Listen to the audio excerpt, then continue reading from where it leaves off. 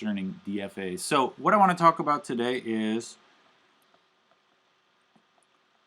regular language closure properties. We started and did sort of the easiest of these properties last time.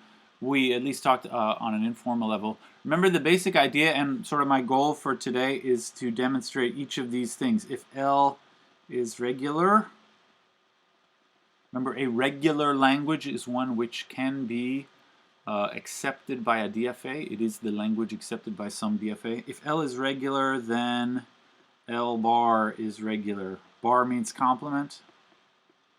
That's the first. And then I also want to talk about if, say, L1 and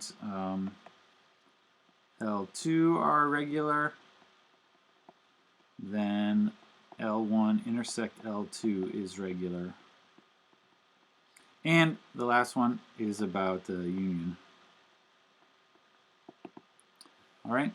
So these are the three what they call closure properties. Closure, this is the mathematical term, like sort of from algebra. You say something is closed under whatever. It means if you combine two things of one type, then the answer is also of the same type. So for instance, this one, the second one here says if I start with two regular languages and I intersect them, then the answer is still regular. So we say the regular languages are closed under intersections. That's what the middle one says, the slogan version.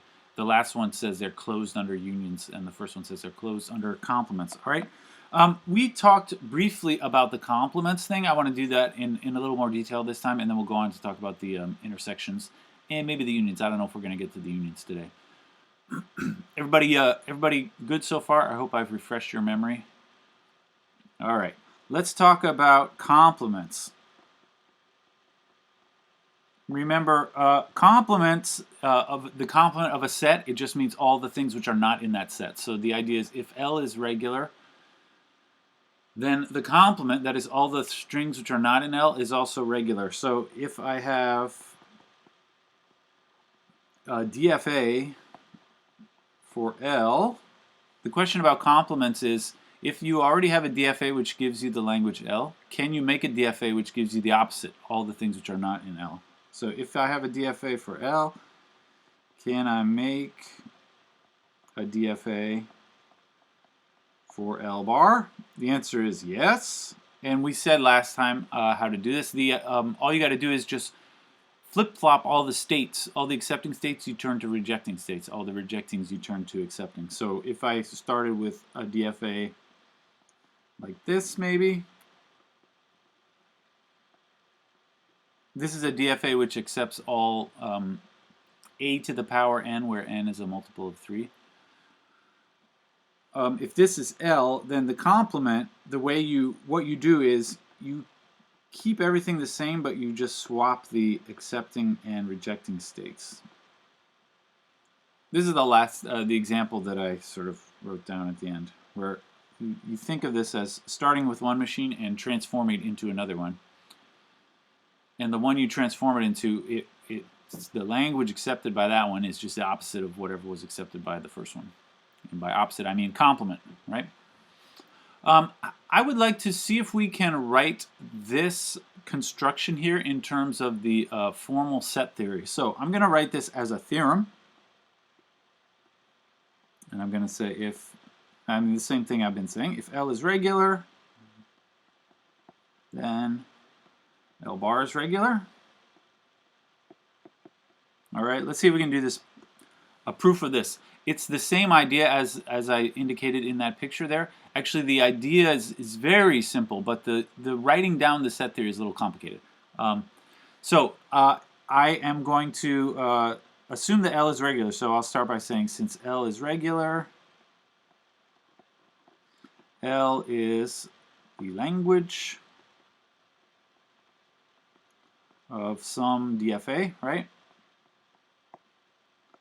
And I will write the DFA. Remember the last time we talked about the formal description of a DFA? It is some set Q, the set of states, followed by sigma, which is the alphabet, followed by delta, which is the transition function, followed by Q0, the starting state, and then F, which is the set of accepting states. All right. So L is the language of the DFA. That means that L equals, remember the language of the DFA we write as L of M. That is the language accepted by the machine M. And if you recall from last time, the definition of this L of M, I'm going to write this. It's all the x's in sigma star such that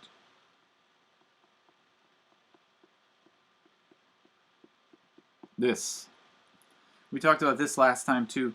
This means all strings using our alphabet such that delta star, this is the transition where you can plug a whole string in. And this says if I start in the starting state and I do this string x, I end as an element of one of the accepting states. This is, if you look back at your notes from last time, that's the definition of L of M as a set. It's the set of all strings which are accepted by the machine M. All right. Okay, anyway, this is just the setup, right? Like I said, the idea of this little proof is very simple. It's just the set theory is kind of complicated to write down. Actually, there has been no idea yet in the proof. All I did was write down the definitions of various things. The idea comes right here. We can build a new DFA with the language, I'll call it N, maybe. It's not the same as M, but it's going to be pretty similar to M. Our goal is the language of N is L bar, right? I'll put a little colon here. I'm about to tell you, how can we build such a DFA? I'm going to say let N equal, and here I'm going to do the 5 parts again. Here is the part of the proof where the actual idea happens. You have to think, if I start with some DFA, how do I construct the new DFA like I did in this diagram up there, right? Here I started with something over here. My goal is to change it around to make something over here which accepts the complement. You have to think about these 5 ingredients from the original machine. How exactly do they change around when you turn it into this machine over here? Now, I would say some of them do not change at all, right? Actually, a lot of these 2 things are almost the same, right? So only some of these things are going to be different. Let's talk about the first part of this N here. Should be the set of states. Is it different from the set of states that we started with, or is it the same set of states? I think it's the same set of states. I see a lot of this and this. It's because my yes or no question was ambiguously phrased, but I hope you agree. It is the same set of states here, so I say Q right there. The same set of states. What comes next? The alphabet. What do you say? Same alphabet? I think it is the same alphabet. Yeah. Okay. The next ingredient is delta. That's the transition function, which basically is a description of what the arrows are. Is that going to change? Or is it the same? Yeah, you're shaking and nodding. Yeah, the delta is also the same here because the new machine that I'm creating has the same arrows, all right? Okay, next ingredient is the starting state. What do you say? Stay the same, I think they're saying. Yeah, the starting state also is the same in this construction here. The only difference is the accepting state. So the starting state is the same. Q0, right? Finally, what is the set of accepting states? This is going to be different. That's how it's different. Now, the original one, we called it F. Anybody want to suggest what is the set of accepting states here? Can anyone say what it should be in terms of a set? Somebody can shout it out if you...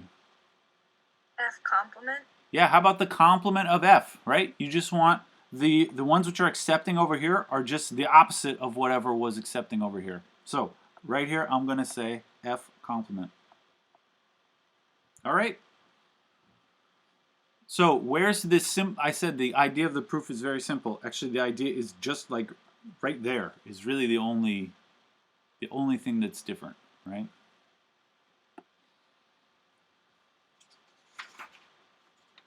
Excellent. Now, can we actually say now, I would like to demonstrate, so given this definition here, okay, let's show that L of n equals L bar, right? That's the point of this. The point of this machine is that the language accepted by this machine should be the opposite of the language from the first machine. All right, what's it going to be?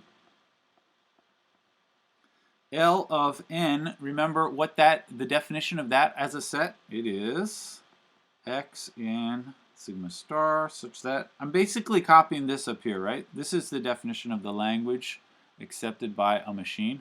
Although some of these ingredients are different. Like in our case, I'm using the same sigma star here. It's going to be the same delta, but the f, instead of this f, I'm going to use the f bar.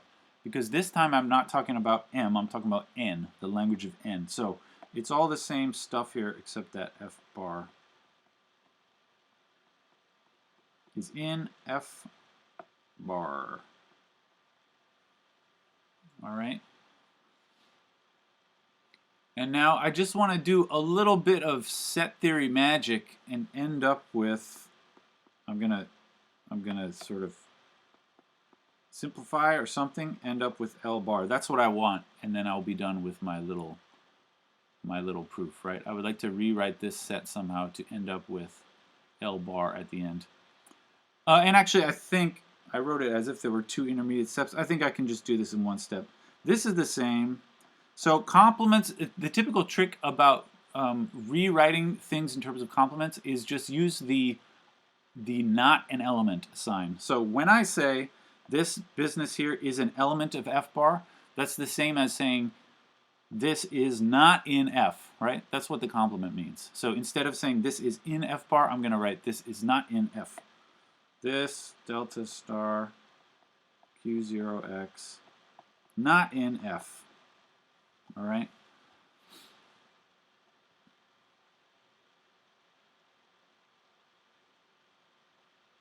But then actually that is, I don't think we need any intermediate step. That really is L bar, because L bar is the opposite of this, right? L is that, and this is the opposite of that. I negated this condition here. All right. Yeah, I don't think there's an extra step in the middle. So that's the end of the proof. I will write shun, which is what I write at the end of a proof, because I showed what I was supposed to show. I have an old old analysis book from the 19-teens. At the end of all their proofs, they say shun, which means I showed it. Showed. All right. Any thoughts about that? I'm just trying to demonstrate how these things, you know, when you think about this theorem, you should think about it in terms of this picture here. But the picture really is not a proof in general. If you want to really do the proof for real, this is how you should do it. It's a bunch of set theory. It looks like a bunch of nonsense if you don't know what you're talking about. Right? You can show this to your friends and they will think, you must be really smart. They'll say, you really understand that? You say, kind of. All right. Okay, great. So that was complements. The next one is I want to talk about intersections. Now this one, the idea is actually a little more complicated in this case. All right. So I'll write the theorem first of all, although we're not ready to write the proof down, but it just says, this is what I wrote before. If L1 and L2 are regular, then L2 intersection L2 is regular. All right. I want to try to, just like I did before, let's try and sort of draw a picture of a particular example, and then maybe that'll give us some idea. You will immediately see that this is more complicated because L1 is supposed to be the language from some DFA. So let's say, for example, I'm just going to make up a particular example. Let's say L1 is like all a to the n such that n is even, right? And let's say L2, these are just two regular languages, a to the n such that n is a multiple of 3. All right. What's immediately more complicated about this scenario is I have two separate languages. So that means each of these is its own DFA. So the evens versus odds will look like this. And then this multiple of 3 will look like that one we were just talking about a moment ago. All right. You have two DFAs to start with, and you have to somehow combine them into some sort of mother DFA, which whose language is equal to the intersection. All right. So this is going to be a more complicated procedure. We want to combine the DFAs into one big one whose language is the intersection. All right. So this is definitely going to involve a more complicated procedure than just flipping the states or something. And there are many ways you could think of trying to combine these.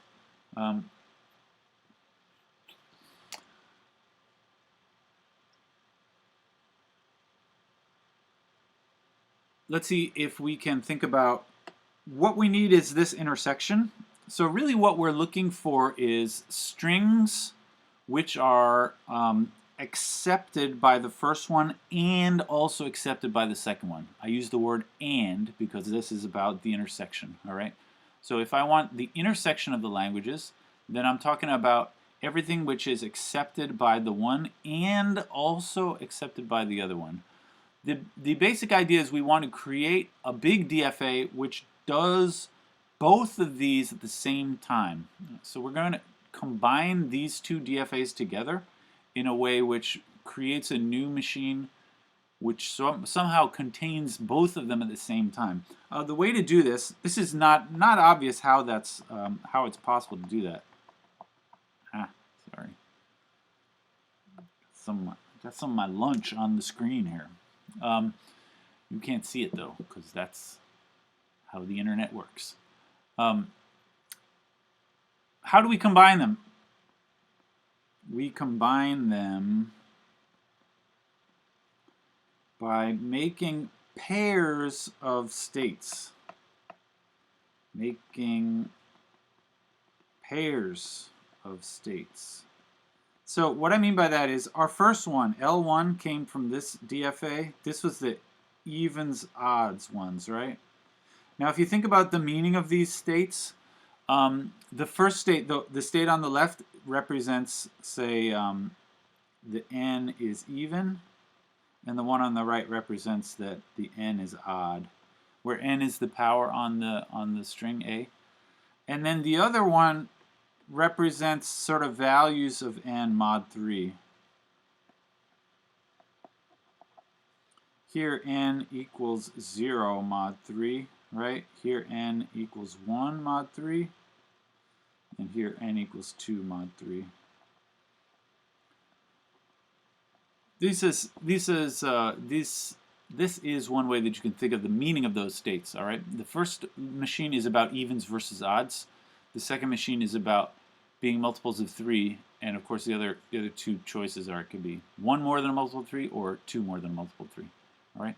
How am I going to combine them together in pairs? I said. So our new machine will have 6 states, and each is a pair of the original states. This is the strategy.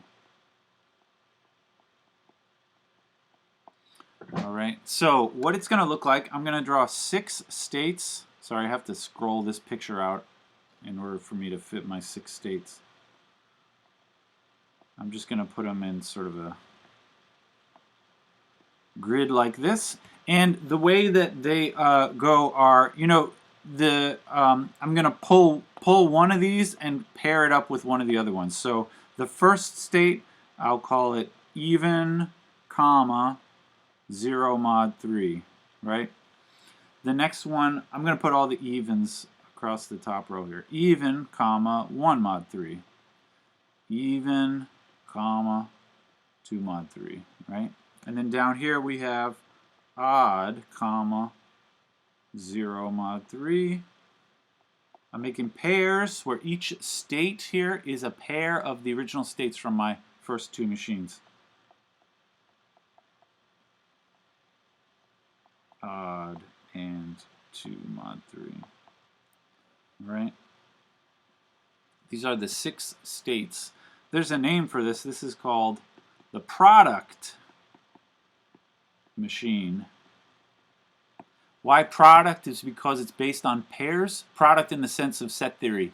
The product of two sets is a set of all pairs from the original sets. So that's why it's called the product. All right. I have 6 states. And now I'm going to fill in arrows. You know, this is supposed to be a DFA, not just a blob of 6 states. So you got to fill in arrows. You got to also say where the starting state is and what the accepting states are. So let's fill in the arrows first of all. The way we fill the arrows is we just look at the original 2 machines here, and we say where the arrows go in the product. So if I begin with even and 0 mod 3, you look at the original 2 DFAs and you see where does it go if you do A from both of those 2 states. So in the even state here, if I do A, I go to odd. And in the 0 mod 3 state, if I do A, I go to 1 mod 3. So even goes to odd, 0 goes to 1. And so from even and 0 mod 3, I should go to odd and 1 mod 3, right? You are looking at what happens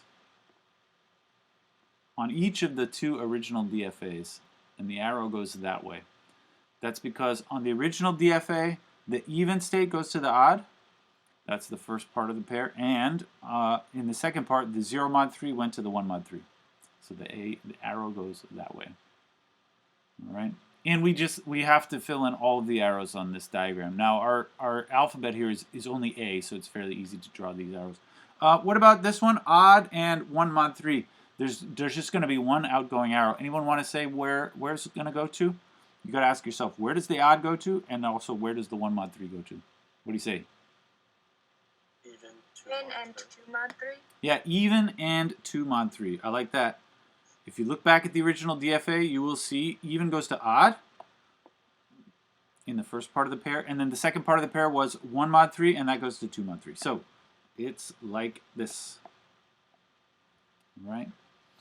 And you just keep on reasoning in this way. So from here, even and 2 mod 3, even becomes odd, and 2 mod 3 becomes 0. So this one will go all the way back to there.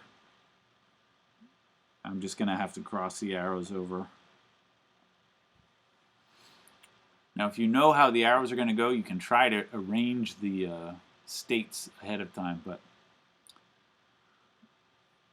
I could have amazed you by my powers of prediction, because I already worked this out myself, but I decided not to.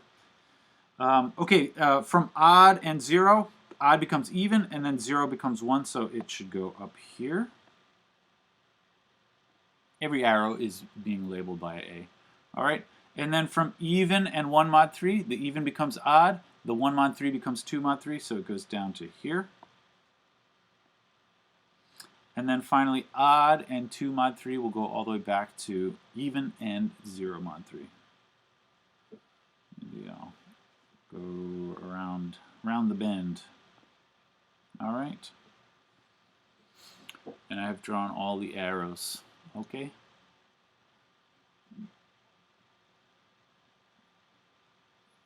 All right, this is mostly done. Now, this is actually not a DFA yet, because we need a starting state and a set of accepting states. Which of these should count as the starting state? I think there's only really one sensible way to do this. I started with this DFA and this DFA. They each have their own starting state. How do I locate the starting state in the product?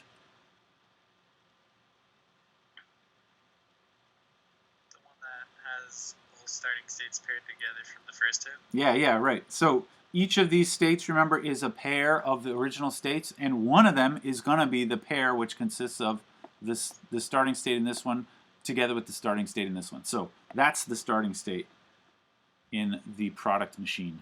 You find the starting state in the product machine by just looking at each of the two original starting states, and that pair is one of the states in the product. All right, and then the accepting states. Here is the part when you need to think about the fact that I'm looking for the intersection, and so I would like to accept only when it's accepted by the first one and also the second one. And so what I'm going to look for is every state here, which looks like a pair where it's accepting in both of these two. Both of these machines are accepting in the first one and also the second one. That's because I'm trying to get the intersection, which is why I'm using the word and. For the union, you need to do all this, but using the word or. But that's for next time, maybe. Anyway, I think there should only be one accepting state in this particular example. The only way to be accepting in both of these is if it's in this n is even state and also this n equals 0, mod 3 state. So in order to be accepted in both of these, it has to end up in this state here. All right? So this is my accepting state. And this is called the product construction. So you'll see homework problems that say something like, take these two DFAs and combine them using the product construction. That's what this is. And the point of this is to create, you start with two sort of little DFAs, and you create a big DFA, which in some sense is combining the effect of both of these and doing them sort of at the same time. All right. This is called the product construction. And it is a fact that the language accepted here is the intersection of the two languages accepted here. Now that, just because the construction is so complicated, that actually maybe is not terribly obvious. That are you sure that you really get the intersection of these two languages on this machine? If you're not so sure, the way to do it is to write down actually the sets, and you will see you do get the intersection. Can we do that? I think we got 18 minutes. I think that's enough time for us to write down this real proof using the sets. So L1 and L2 are regular. Then L1 intersect L2 is regular, right? This is what I want to do. This is the theorem. Let's see if we can do the proof. Actually, in this case, again, it is kind of a pain to, or it's kind of confusing to write down all the set theory, but actually, you will see the intersection comes about quite nicely. Anyway, let's see if we can do this. So I'm going to start like I did before by saying, you know, we assume that L1 and L2 are regular, and so that means we have machines. So that means L1 is the language of, I'll say M1, and L2 is the language of M2, where, oops, I'm going to write down what M1 and M2 are, and I'm just going to use like, here's how I'm going to do it. Q, sigma, I'll call this delta 1 is the arrows for the first one. The starting state in the first one I'll call Q0, and then this accepting states I'll call F1. And then M2 I'm going to write as R sigma delta 2, and then this I'll call R0, and then F2. You may notice I use the same sigma both times. I never really said that they had to be the same alphabet, but really it only makes sense if they are the same alphabet, because I intend to find the intersection here. If you're going to take two different languages and intersect them, they better be on the same alphabet. If they're not the same alphabet, then there is no intersection. So it only makes sense to talk about the intersection if they have the same alphabet to begin with. So these are the two machines I begin with, and I'm going to immediately say we're going to build our new machine.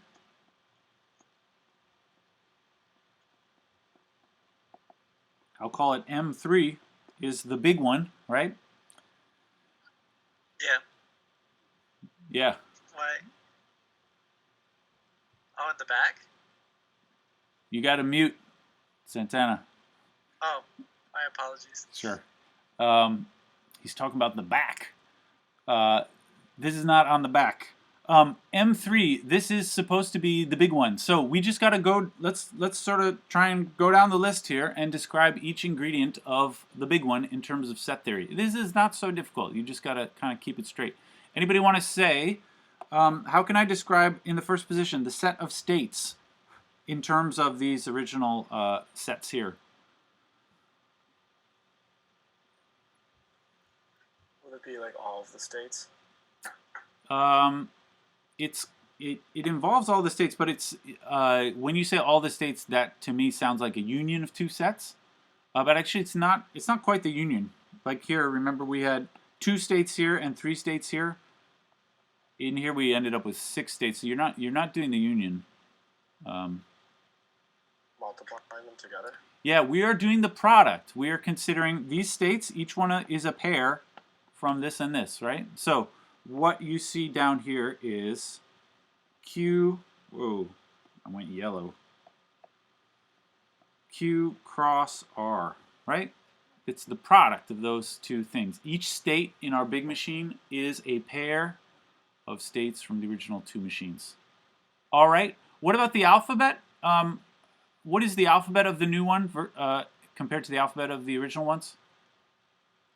The same. It's the same, yeah. The alphabet did not change when I did this. Remember the arrows, they still had labels with the same, alphabet. Okay, same. The delta. This is going to be a little complicated. Now the arrows, they have the same labels on them as in the original machines, but they're exactly where the arrows go is a little complicated. I'm gonna, can I do this? I'm gonna tell you. Let me fill in the blanks for that later, but for now, let's just put delta right there. What about the starting state? That's what happens in the in this position in the product machine. Now, the starting state should be a pair, just because the every state in this answer is going to be a pair. So, can anyone shout out what is the starting state in the answer in terms of the other stuff?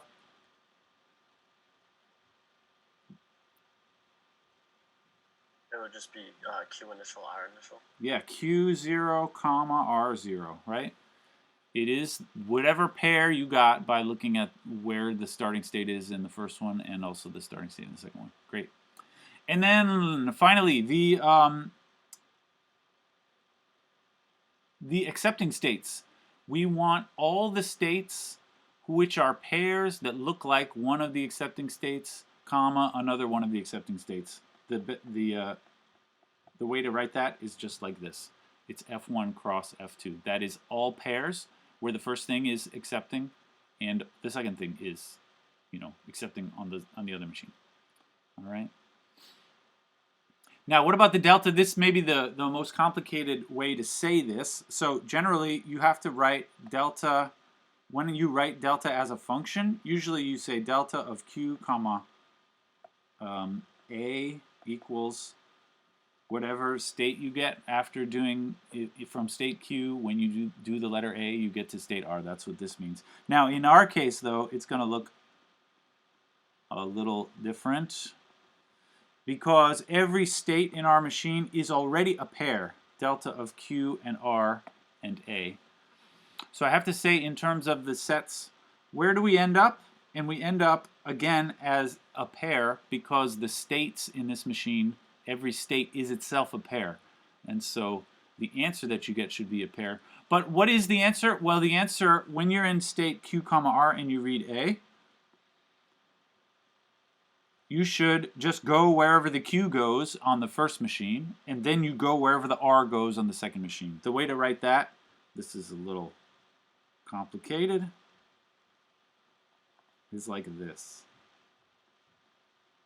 Oops. Delta, that's totally wrong what I just wrote, sorry. Delta of QA, comma, delta 2 of RA. You take the first part of the pair, you see where it goes on the first machine, and then you take the second part of the pair, you see where it goes on the second machine. That's what this means. All right.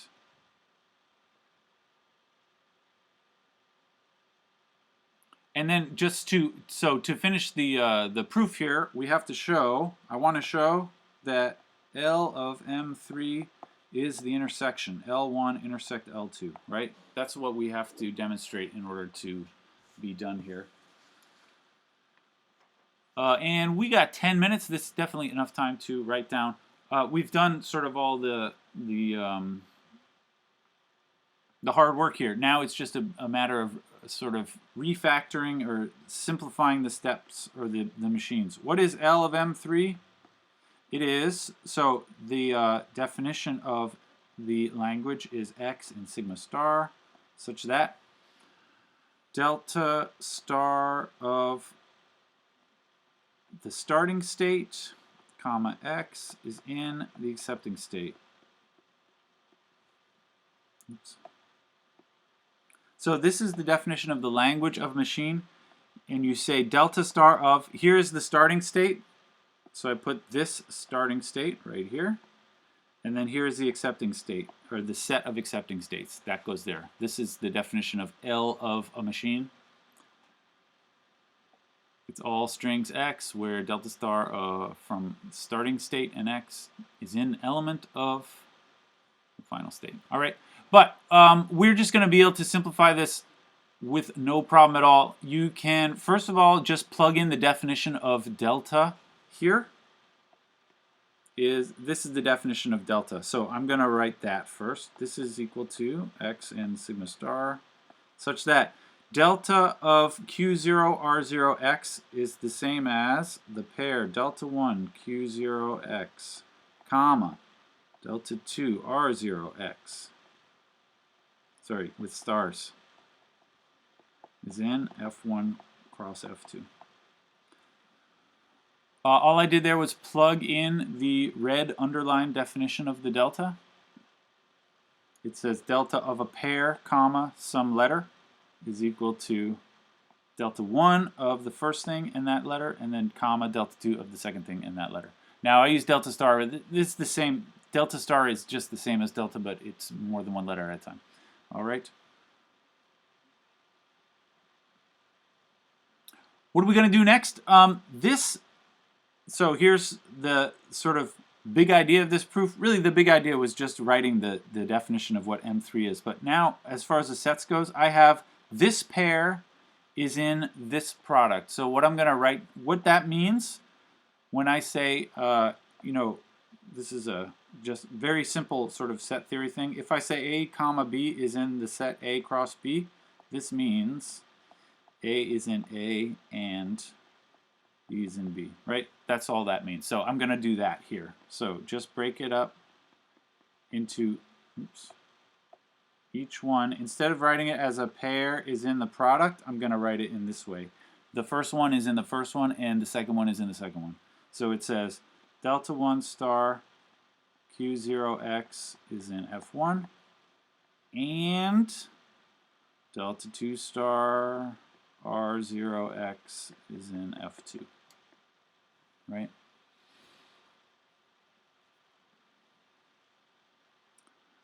Does this look like anything to anybody? Rather than saying and, I can write this as an intersection, right? That's what and in a set theory means. So this looks like X is in sigma star delta 1 star Q0X is in F1. That set intersection with the other set. That's what and means. Delta 2 star R0X is in F2. All right. Now I have two sets there. Anybody, can you say what are those two sets?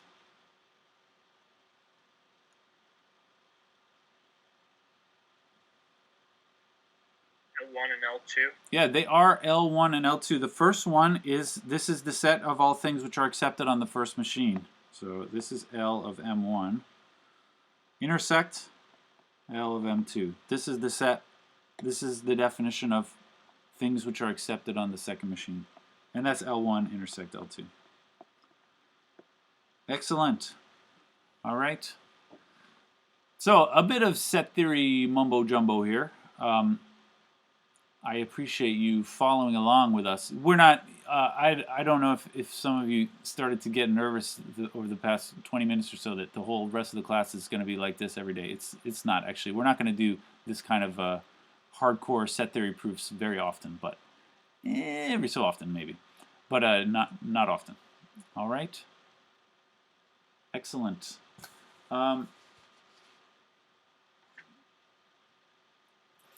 Next, I want to talk about the union, but I think maybe we should leave that until next time.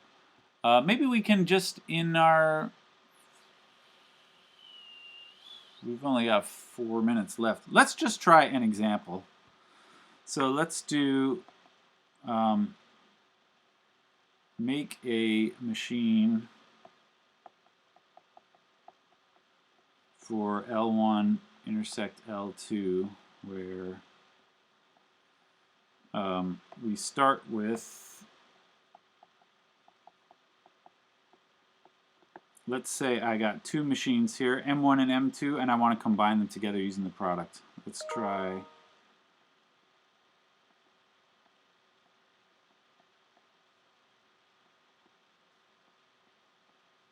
that one, and I'm going to try and keep it small so that it doesn't take forever since we've only got a minute. We've got a hot minute. We can do this in a hot minute. All right. These are my two machines. I want to create the product machine. So the product machine, it involves pairs of states from each of these. Now, I think it would be easiest if I just give names to these states. It doesn't matter what you call them, but I'll call the original machine, I'll call them, say, S and T. And then down here, I'll call them Q and R. How about that? And then my product machine needs states for pairs from one and the other. So I think there's going to be 4 states total in the product. They will be S comma Q, yeah, SQ, SR, TQ, and TR, right? Every possible pair from one to the next. I'm trying to keep it all on my screen here. All right, so these are the states in the product machine. Somebody want to tell me what should the starting state be in my product? Which of those pair states is the starting state? SR. Yes. I think somebody said SQ. The starting state should be S and Q because you look at each starting state here. This one is S. This one is Q. So S and Q is the starting state.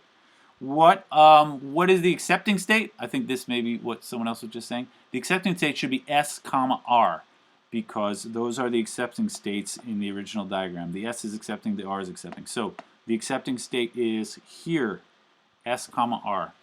And now we need to fill in the arrows. And this is not so hard, although you got to kind of think carefully about it. S comma Q, the arrow with the A on it. You look over here. From S, where does the A go? And from Q, where does the A go?